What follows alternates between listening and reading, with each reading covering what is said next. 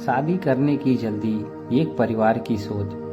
बेटा तेरे लिए लड़की पसंद कर रहे हैं। अब तक तो तुम्हें ये छूट दे रखा था कि कोई पसंद हो तो बता दो, पर तुमने कभी किसी का जिक्र ही नहीं किया। अब हमें एक लड़की पसंद आ रही है, तेरी ताई जी के रिश्ते में है, देखा सुना परिवार है। बस एक बार तू भी आकर मिल ले, बातें कर ले, फिर हम शादी पक्की कर देंगे। सुभद्रा जी बेटे अनिकेत से बोली। क्या माँ, अभी कोई उम्र है शादी की? मुझे कुछ दिन चैन से तो रहने दो।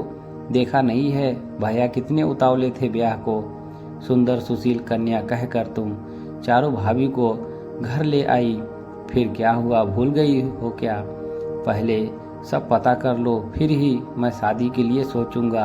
अभी ऑफिस में हूँ, काम खत्म कर लेने दो। अनिकेत कहकर फोन रख दिया। ये लड़का भी ना यहाँ रहता तो कान खींचकर मना लेती, पर रहता भी इतना दूर है कि कुछ कर नहीं सकती। सुभद्रा जी मन ही मन भुनभुनाई। क्या हुआ श्रीमती जी, क्या कहा बेटे ने? परितोष जी ने पूछा। क्या बोलेगा, बड़े भाई की शादी की बात छेड़कर मेरा मुंह बंद करवा दिया। सुभद्रा जी बोली। वैसे सुभद्रा बेटा बोल तो सही ही रहा है, हम रिश्तेदारों की सोचकर रिश्ता जोड़ तो लेते हैं, पर बाद में धोखा खाकर समझ आता है। एक बार ना कर देते तो आज इतने रिश्ते खराब तो नहीं होते। परितोष जी सुभद्रा जी के हाथ पर सांत्वना का हाथ रखकर बोले। सुभद्रा जी बातें सुन अतीत में चली गई। कितने जतन से बड़े बेटे का ब्याह किया था। उनकी ननद ने अपने ससुराल में रिश्ता तय करवा दिया था। सुंदर सुशील और दुनिया जहान के गुणों की खान बताकर ननद शादी तय कराने के बाद सबसे वाहवाही लेती रहती थी, पर शादी बाद समझ आया कि लड़की चारू इतनी नकचढ़ी थी कि ससुराल में किसी को कुछ ना समझती। पैसे वाले परिवार ने सुभद्रा और परितोष जी के नाना करने के बाद भी चारू के नाम पर ये कोठी दे दी और सब सुविधाओं से उसे संपन्न करवा दिया।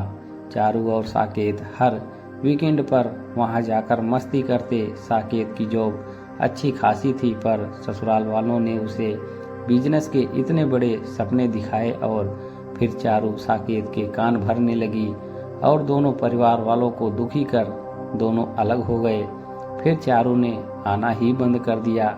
साकेत कुछ समय तक आता रहा, फिर बाद में वो भी परिवार से अलग हो अपनी अलग दुनिया में रम गया। परितोष जी और सुभद्रा जी का हंसता परिवार एकदम से बर्बाद ही हो गया। ननद से रिश्ते खट्टे हो सो अलग, ऐसे में अनिकेत के लिए फिर से परिवार में पहचान की एक लड़की के लिए हाँ कहना उन्हें लगने लगा। जल्दबाजी नहीं करनी, पहले सब पता करेंगे तब ही कुछ सोचकर बोल सकते। सुनिए जी, हम जेठानी जी से मोहलत मांग लेते हैं, इस बार बेटे के ब्याह में धोखा नहीं खाना। सुभद्रा जी इस बार किसी कठोर फैसले को अंजाम देने के लिए खुद को तैयार करते हुए बोली। अगर लड़की और उसका परिवार नहीं जमा तो ना करने में संकोचाना नहीं है। दोस्तों, बहुत बार ऐसा होता है कि शादी के मामले में लड़का क्या लड़की का परिवार भी धोखा खा जाता है। शायद इसको ही किस्मत कहते हैं। दोस्तों, आपको क्या लगता है कमेंट में ज़रूर बताएं। धन्यवाद।